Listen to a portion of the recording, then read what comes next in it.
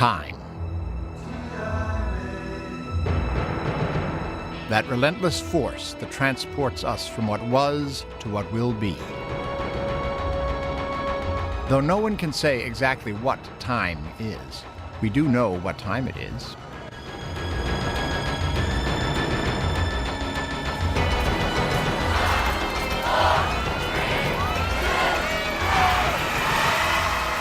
For millions, this is a landmark, a special moment in time. But far from all the commotion, millions of others count their years very differently. For Buddhists, the year 2000 came and went more than 500 years ago. In the Muslim world, it's only 1420, while to many Jews, it's the year 5760.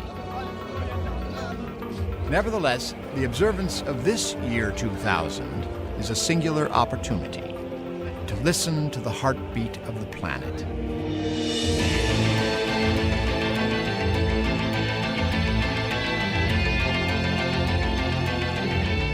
The National Geographic Society has long been capturing time, making it stop, slowing it down, and speeding it up, all to better comprehend the relentless flow from what was to what will be.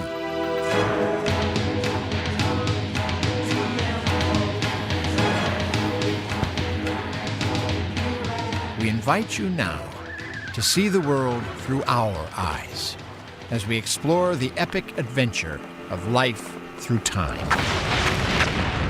For time is the measure of our universe, and only over time can we understand the natural world.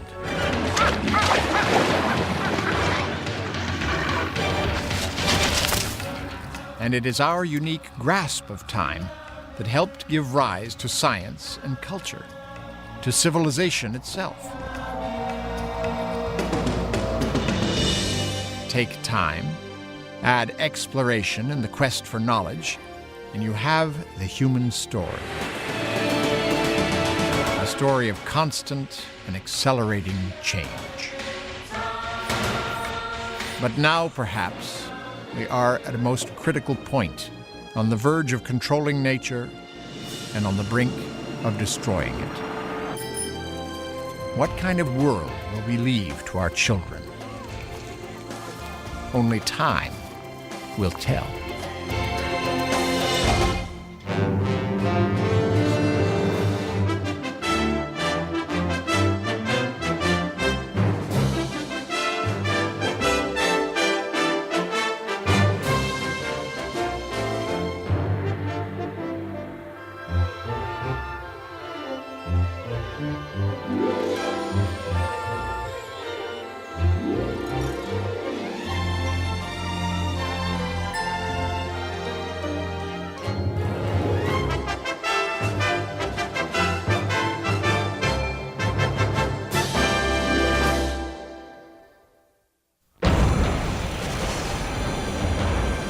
In a single ferocious instant, an explosion of heat and light, time, as we know it, began.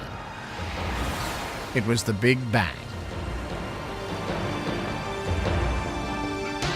Some 13 billion years later, the cosmos defines our sense of wonder, strewn with things unimaginable like black holes and towering nebulae trillions of miles high, spawning countless stars.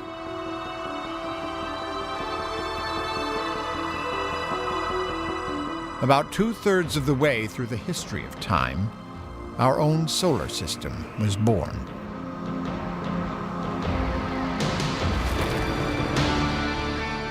A handful of planets and assorted debris orbiting an unremarkable star.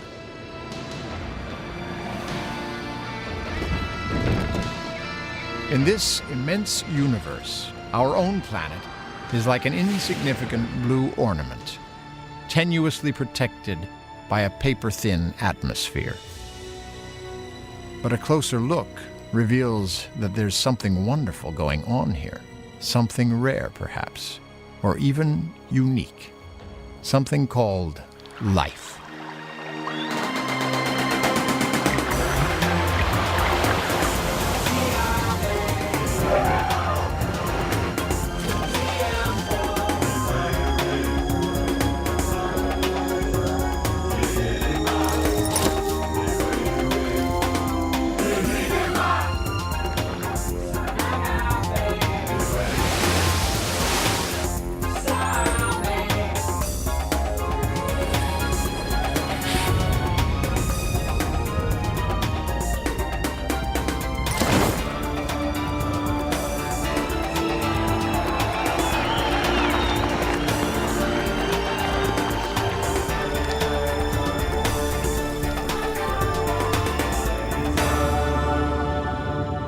To see the origin of life, we need only look beneath the waves.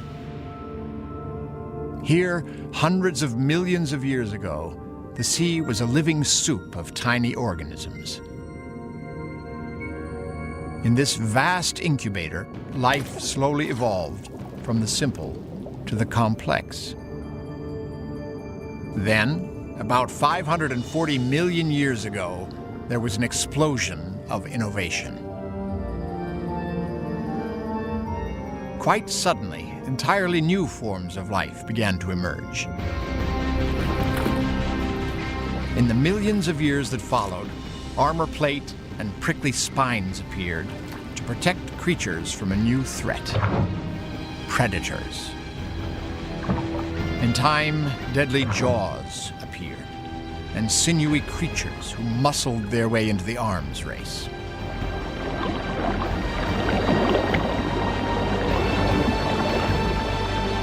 Some animals have changed very little over millions of years. Among these living fossils are sharks, part time machine, part killing machine. We are still trying to understand the elusive ways of these remarkably well-adapted predators. On the windswept Farallon Islands off the coast of California, researchers have spent years following the hunting patterns of individual great white sharks. Same with that double bite like that. This bite, it looks like it could be a seal or a sea lion is, you know, Over 7 years, up to 40 great whites have been identified. Some are observed in one season and then never seen again, while others come back every year. Look at those marks from year to year and see if they're true. One of these is a massive 18-foot female named Stumpy, so called because the tip of her tail fin is missing. She was seen again. We don't know where Stumpy is during most of the year, but we do know that she shows up here every autumn at the Farallons. So, pretty consistent. She's almost always in the same area. They're hanging out. What's more, she appears to come each year to the same spot to hunt. How do you know Stumpy is here? You set the board out, and she lets you know.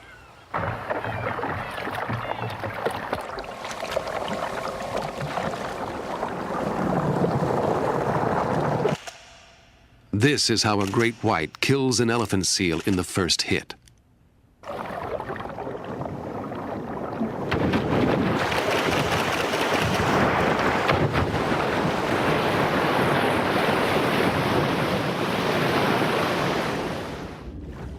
In one precise torpedo-like blow, the shark hits the prey from below. The stunning impact of the first lightning strike may incapacitate the seal. This strategy saves energy and may minimize the risk of injury to the shark.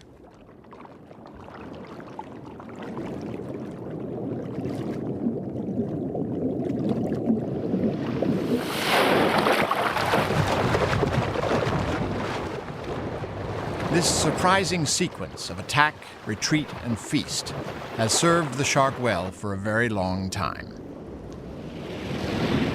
But nature was not content to have only the seas populated with living things.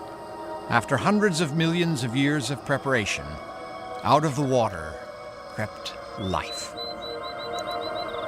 It took countless generations for gills to become lungs and flippers to evolve into wings or feet. Eventually, a profusion of crawling, flying, and running creatures claimed the land for their own.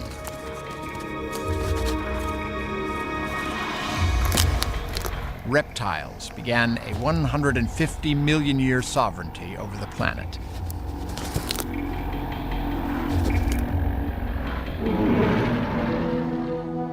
It was the age of the dinosaurs. They were the biggest creatures ever to walk the earth. Gone now some 65 million years, they live on in our collective imagination.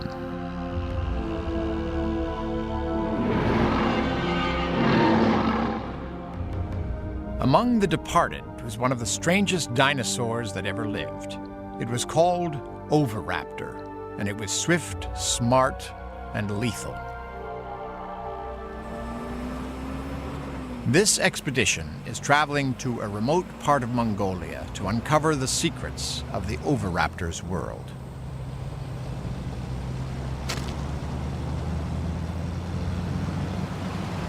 Michael Novacek and Mark Norell of the American Museum of Natural History come to this desolate place to piece together a puzzle of evolution and extinction. 1, 2, 3, 4, 5, 6, 7, 8, 9, and then 3 over there, 12. 12 eggs. All right. That's really a great fossil find because it's one of the rare instances where we can capture a little bit of behavior that's 80 million years old. Here we have a sort of a day in the life or the death of a creature, of a dinosaur, in association with something it did during its life. This one was fossilized where it dropped, and it happened to drop right on top of its own nest. She didn't just drop there. The good mother oviraptor was sitting on the nest. They probably brought food to their nest, as birds do. And the good mother tended her eggs. Like a bird, she prodded them into a circle. The fearsome carnivore of the Gobi was parenting.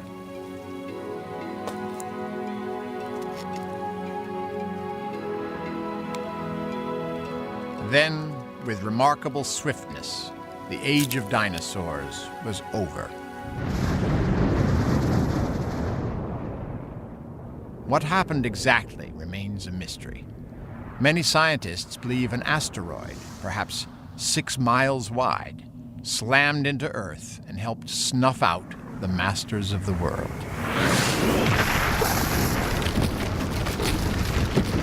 From our perspective, of course, this mass extinction event is not a big problem because we're part of the group that survived and started evolving into bats and large hoofed animals and lions and tigers and bears.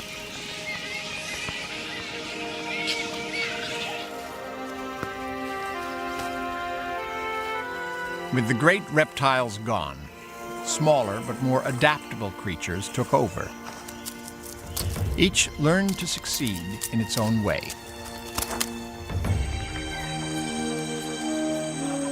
Some rely on speed and powerful jaws, others strength and a thick skin. But no matter how adaptable a species may be, in the savage struggle between life and death, there is but one simple rule. Those who survive pass their traits to their young. Those who die do not.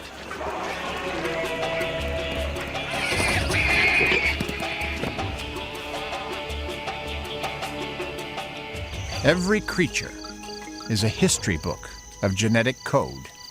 These living ghosts are the product of all the life and death moments endured by all the generations before them. An ancient species related to both antelopes and pigs, the water chevrotain has been feeding on flowers, fruit, and fungi here for over 20 million years. All that time, predator and prey have been evolving together, honing skills and strategies that make them well matched in the game of survival.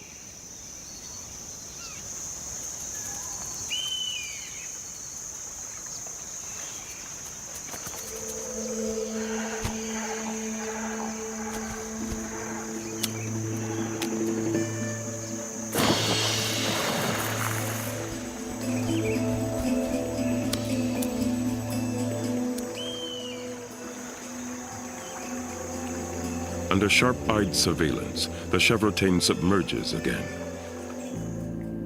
She is completely at home here. She doesn't swim, but simply walks on the bottom, just like a little hippo. Her huge eyes are open wide, but she sees rather poorly, probably much as a human does underwater.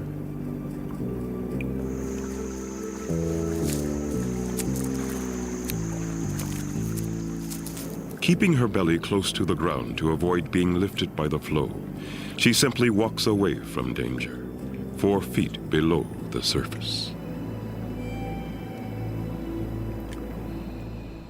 In the most extreme environments, we find the most astonishing adaptations.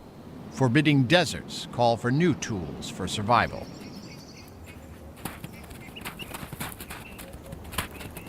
Outmaneuvered by a hungry coyote, this creature seems ready to accept its fate.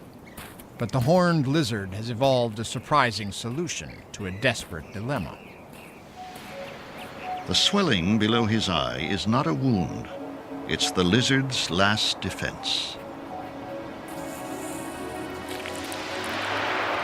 Squirted from a specialized tear duct, a stream of blood is aimed at the coyote's face. The blood is laced with substances that are so distasteful, the coyote wants nothing more to do with the lizard.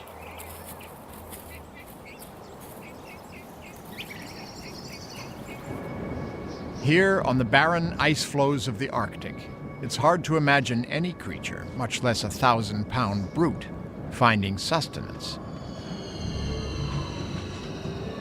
But the polar bear is a resourceful predator with infinite patience.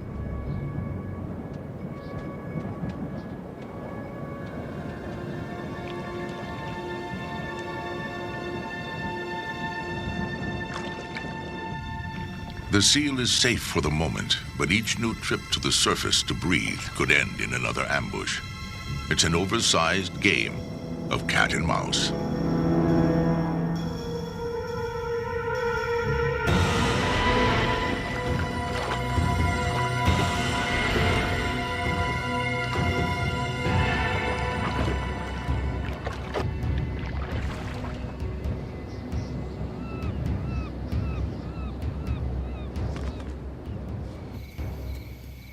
Mammals thrive by capitalizing on a key innovation rarely found in reptiles: parental care. They are capable of bonding, mother to child, parent to parent, to herd, pod, or pack.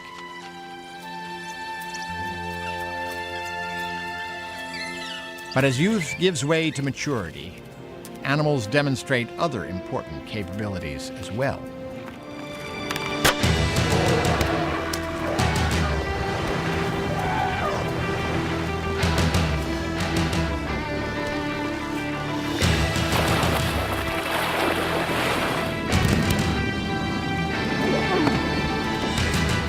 Many of these battles are to seize the most critical moment in animal time, the moment their genes are passed to the next generation.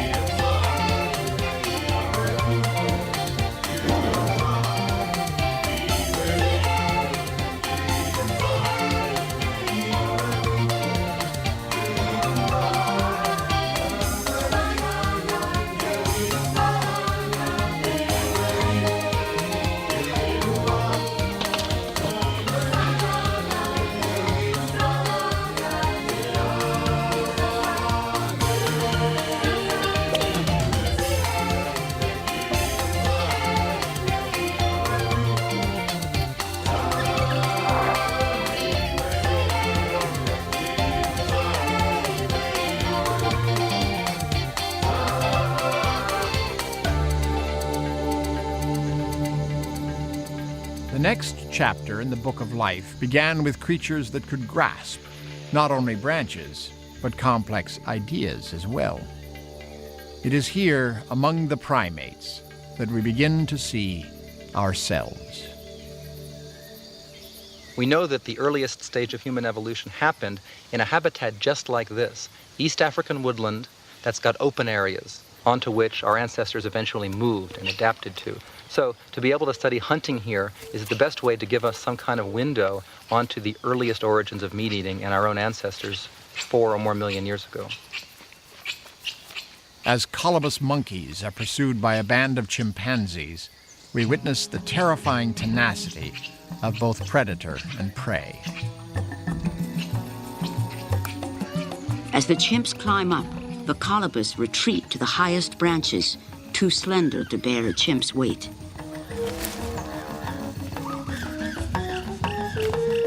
The male colobus stand their ground against chimps up to 4 times their size. They will even take the offensive, momentarily driving the chimps back.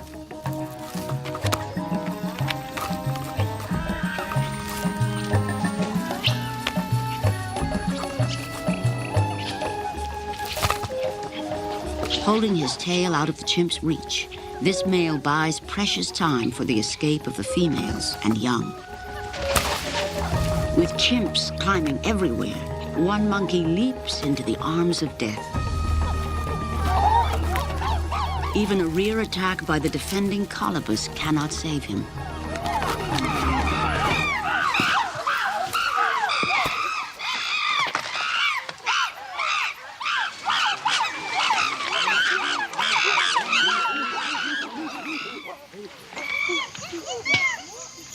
Resourceful, sociable, intelligent, the chimpanzee has been content to remain in the forest for millions of years.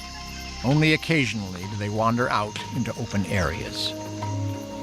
But one related species, the ancestors of early humans, left the forest for good, and the world was changed forever.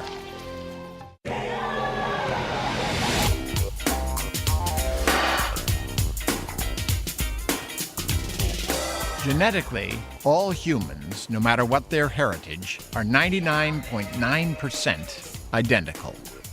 It is not what we are, but who we are, what we learn, believe, and create that determines our group identity. And that identity often determines our relationship with time.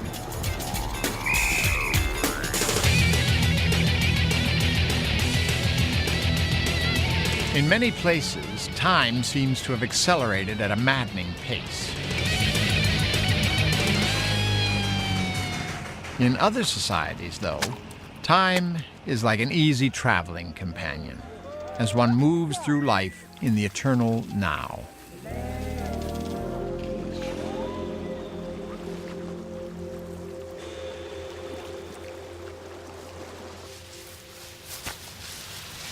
In the highlands of Papua New Guinea lives a remote society with their own understanding of time.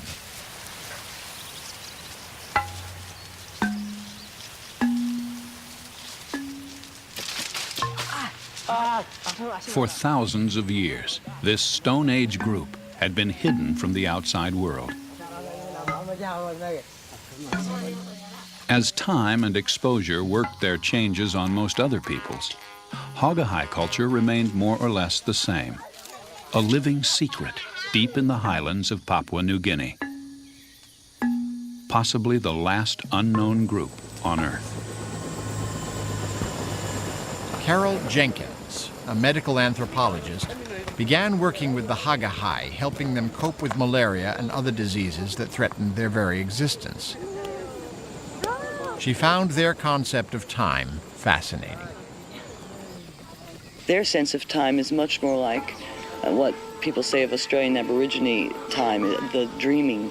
That is, it's always the same, it goes over and over again. It's a connection in an almost mystical sense between the ancestors and today.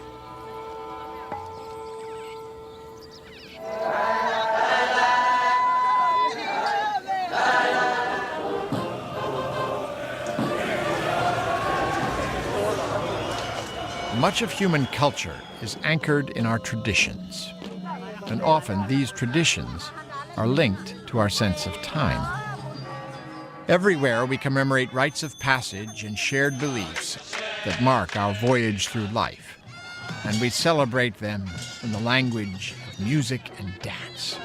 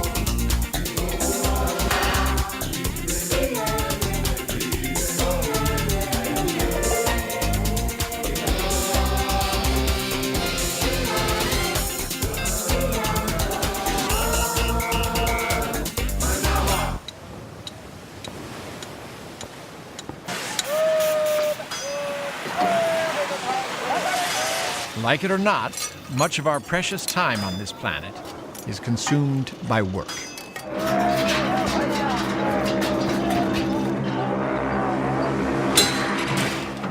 The sheer diversity of labor reflects the vast scale and scope of the human experience.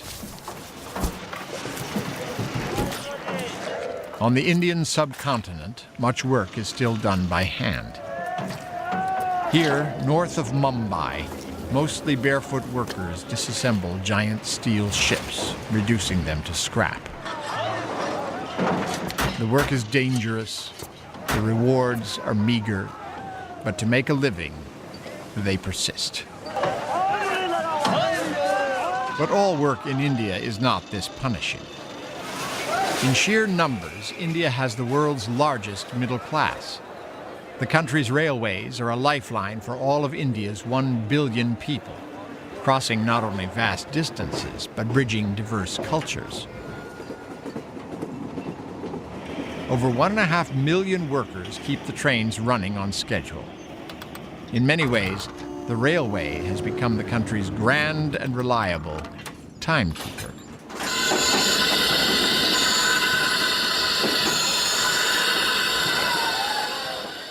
At Borivali Station, 15 men have been meeting up for 10 years. They call themselves the 854 Group, and every morning they stake out strategic spots along the platform. With speed and luck, they can claim a few seats that they'll share between them.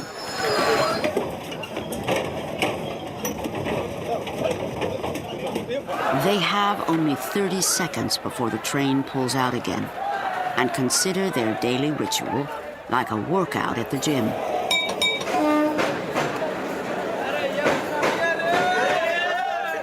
Very few of us choose to risk our lives on a regular basis. For those who take up hazardous occupations, the excitement, danger, and rush of adrenaline can be addicting.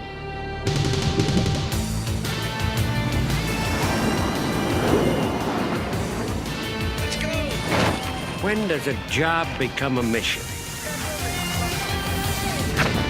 A career become a quest?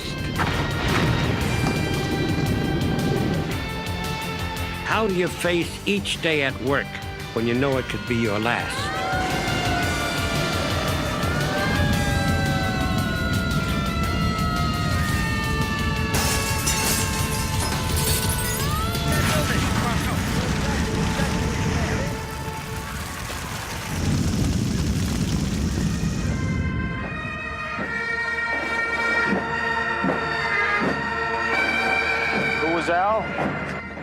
Al was our friend. I'm gonna miss him a hell of a lot. The way we live our lives is often shaped by our attitude towards death. But few embrace the dead as wholeheartedly as the Naju Dayaks of central Borneo. Anthropologist Anne Schiller has spent almost 15 years studying the death rites of the Dayak peoples.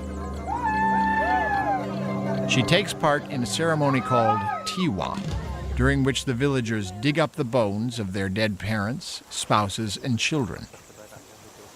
They do this so the spirit of their loved ones might go in the afterlife to what they call the prosperous village. If the head of a family hasn't been able to hold a tiwa, he is very troubled and unsettled in his mind. He asks himself, how can I save my parents so they can go to the prosperous village? This is all about taking care of their parents. I mean, what these people are doing is they're giving life to their parents in the way their parents gave life to them. So they're caring for them the way you care for a child. You're washing it, and you're nurturing it, and you're making sure it's comfortable. Now that the bones have been exhumed, the Tiwa progresses to the ritual blood sacrifice.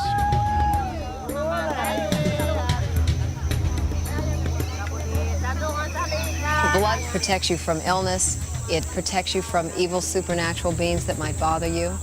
And so sacrifices are held because you need that blood of the chicken or the pig or the cow or the water buffalo in order to anoint people and to anoint things to make sure that the people and the things remain safe.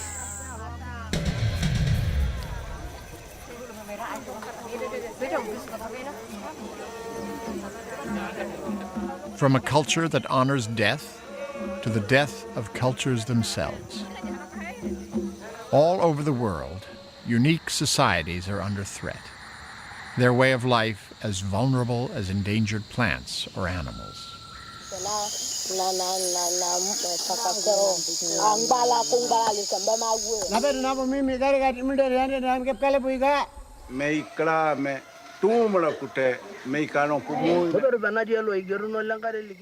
According to some estimates, nearly half of the world's 6,000 languages will disappear in the next century.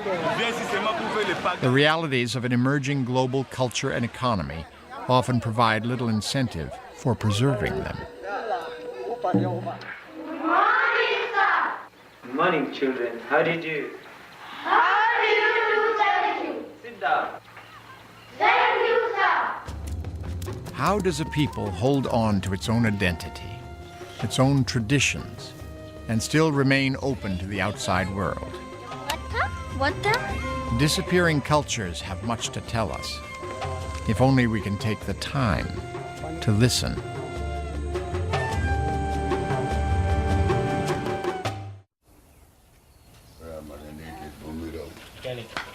Long before maps and compasses, those who ventured into unknown places would leave a sign for those who followed that said, "We were here."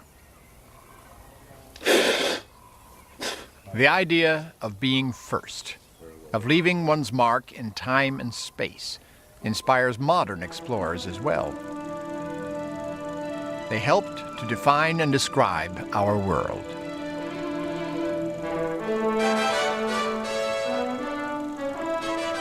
The exploits of these 20th century adventurers continue to fascinate and inspire. Many, indeed, have achieved a measure of immortality. Among them, Admiral Robert Peary and pioneering African-American explorer Matthew Henson, considered to be the first men to reach the top of the world. Admiral Richard Byrd was credited as being the first to fly over both poles. Hiram Bingham discovered the fabled lost city of Machu Picchu, while William Beebe and Otis Barton were the first to probe the deep ocean. In our own era, Jacques Cousteau allowed us all to be explorers of a wonderful new realm and championed our need to preserve it. Today, being first is the passion of many. But the goal is often not a place on the map.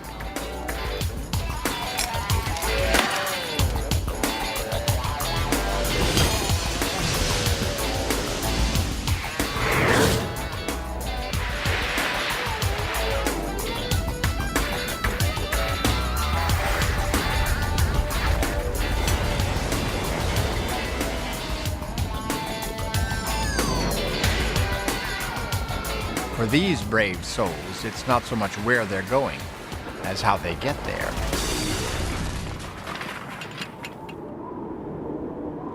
Mount Everest, first conquered in 1953, has been climbed by the hundreds. Still, for every 7 that reach the summit, one climber will die. It's a mountain that you regard with considerable respect. I don't know anybody who has a feeling of affection for the mountain. You could climb it 3 times, 5 times, 100 times. You don't conquer it, you survive it. If there is a cold day, it's not 20 below, it's 40 below, 45, 50 below Celsius. And this is hard for human beings. If there is a storm coming, it's much stronger because you're much higher up. Windy, very cold, strong, very cold. It's difficult. It's really very difficult to do anything. All you want to do is lie down, even that's hard work. You know, physically, I experienced an awful lot of problems. I had an ulcerated toe with the bone showing, an intestinal parasite. I lost 35 pounds in 5 days going to the summit. I'm nearly at the summit. Just a few more steps. Not far now. But this overwhelming feeling of incredible difficulty, pain, suffering, is suddenly over. Well, I'm on top. I've made it. It's difficult to really ascertain how important it is to be there. And I know instinctively I really wanted to stand on the highest point of Earth, as I think most climbers do. Hey there, I'm on the summit. You're both great hitters. We're absolutely proud today. If the roof of the world is becoming a little crowded, much of the deep ocean remains a mystery to scientists like Dr. Robert Ballard. His early expeditions included the first exploration of the mid-Atlantic ridge and the discovery in the eastern Pacific of hot water vents surrounded by incredible new life forms. But Ballard is perhaps best known for exploring the most storied shipwreck of the 20th century. And since Titanic, he's been probing further and further back in time. We're sitting right now in ruins that are on the island of Sicily. To travel from civilization to civilization here in the Mediterranean, you must cross the Mediterranean, and many of those ships didn't make it. Many of those ships went to the bottom, and many of them went into the deep sea. Between ancient Carthage and Rome, it's 12,000 feet deep. Using the remotely operated vehicle Jason and a U.S. Navy nuclear submarine, Ballard has led a team of archaeologists to the largest concentration of ancient shipwrecks ever found in the deep sea. Almost a half a mile below an ancient trade route, thousands of artifacts from 8 ships were found strewn all over the seabed. Later, they returned to the site and recovered Roman clay jars that once contained ancient trade goods like olive oil and wine. There's glass. Among the bounty were glass cups traded by Arab merchants who sailed these same waters 1,500 years later. Look at this. Someone hold this. What has surprised me the most is that we thought this was one event, that this was a fleet of ships, a group of ships that sank together, and it's not at all. We have ships spanning over 1,500 years of history. Heavy, Kathy. Very heavy. I feel very good. I feel that this really is a historic expedition. This is the first major deep-sea archaeological expedition.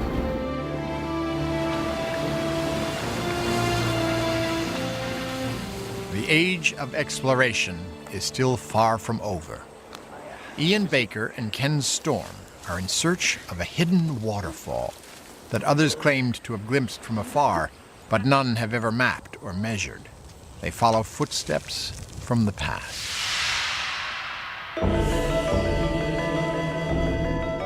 In 1924, British botanist Frank Kingdon Ward led an expedition to Tibet, searching for a waterfall as grand as Africa's Victoria Falls.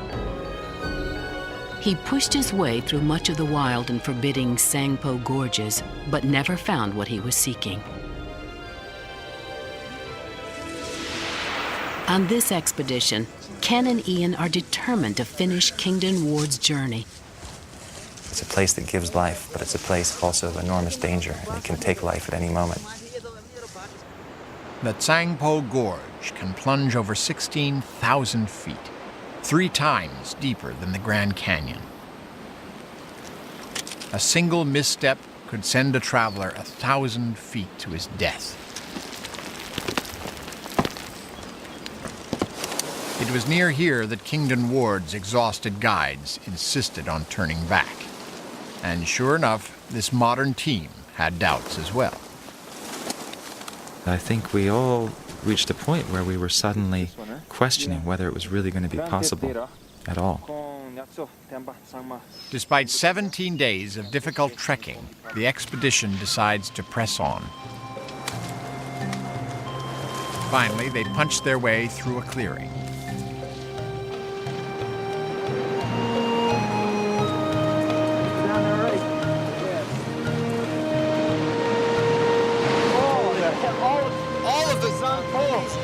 Pouring into that energy.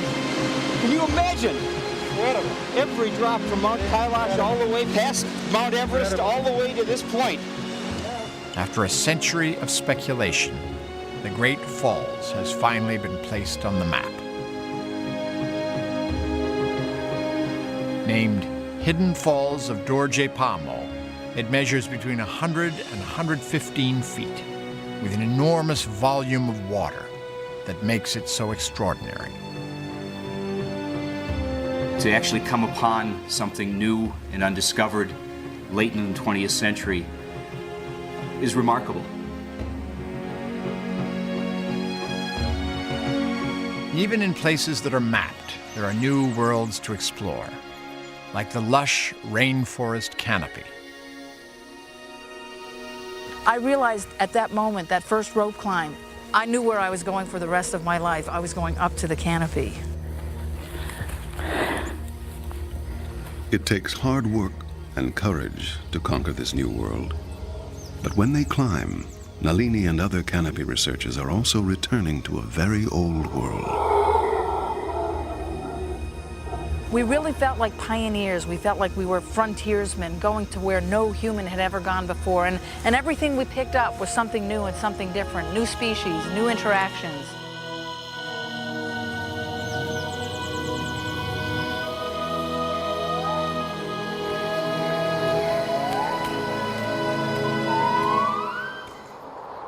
For aerialist Philippe Petit, a life in balance is a challenge in itself.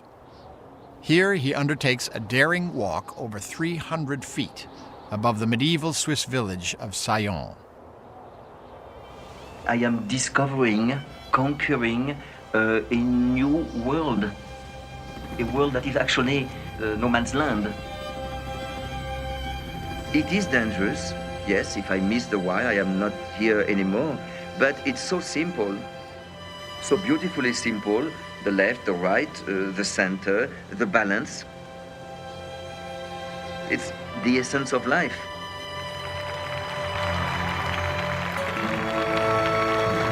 What I do is seemingly useless, but actually is an inspiration. Looking up is flying your own way. People who don't have wings, they can fly by looking up.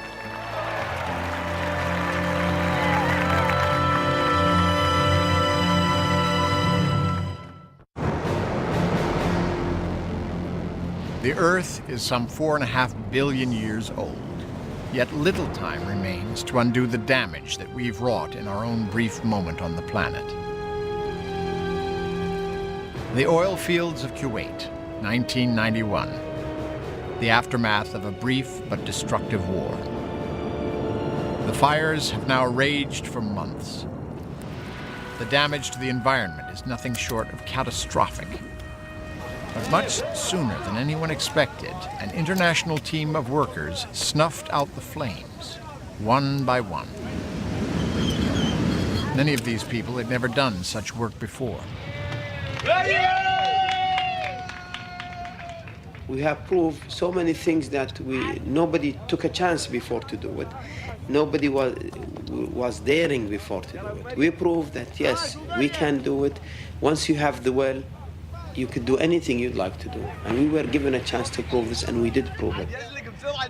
All over the globe, concerned citizens have mobilized to preserve and protect endangered species and habitats.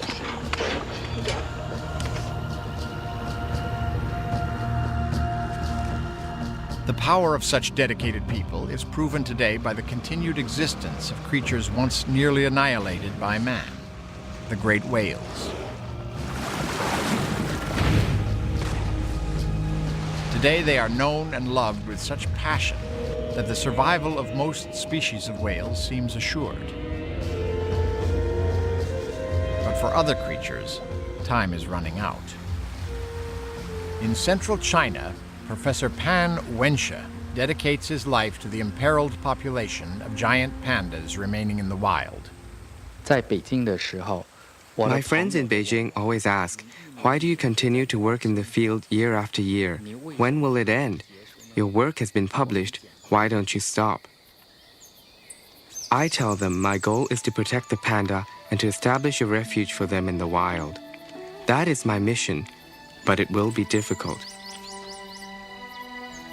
Achieving this goal may take my entire lifetime, and even that may not be enough.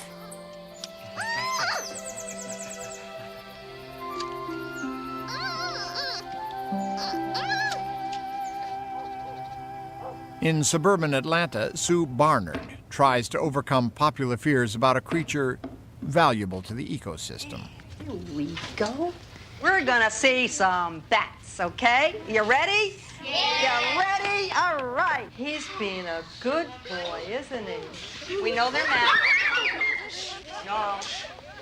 Would you do that? The children are our future, and they're marvelous. Mine is a flying fox. They're open to learning. They see and they form their own opinions by what they're seeing. Look, Ed. Bat's got friends, but Bat's got to have more friends. It's called a big brown bat. From the suburbs to the inner city, conservationists are often where you least expect to find them. Arthur Bonner, ex-gang member, spent 7 years in juvenile detention and prison. Good morning. My name is Arthur, and you guys are out here to help us out to save an endangered species. It's called a Palos Verdes. When Arthur got out of jail, he joined the LA Conservation Corps. His life was soon turned around by a tiny six-legged companion called the Palos Verdes blue butterfly.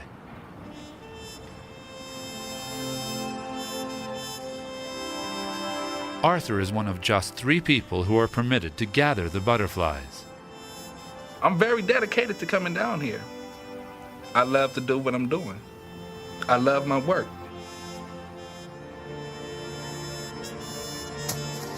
He uses all his powers of persuasion to help his captives reproduce.